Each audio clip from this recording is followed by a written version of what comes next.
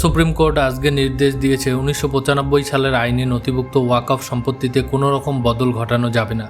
পাশাপাশি নিয়োগ করা যাবে না ওয়াকফ বোর্ড বা পর্ষদেও। নতুন ওয়াকফ আইনের সাংবিধানিক বৈধতাকে চ্যালেঞ্জ করে মামলা হয়েছিল সুপ্রিম কোর্টে।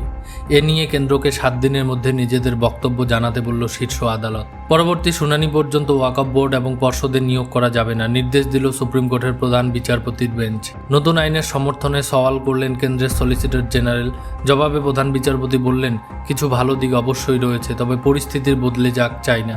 নতুন আইনে ওয়াকফ বোর্ডের সদস্য হতে পারবেন অমুসলিমরাও। তা নিয়ে সুপ্রিম কোর্ট প্রশ্ন তুলেছিল, হিন্দুদের সম্পত্তি সংক্রান্ত বোর্ডে কি কোনো মুসলিম সদস্য হতে দেবে সরকার?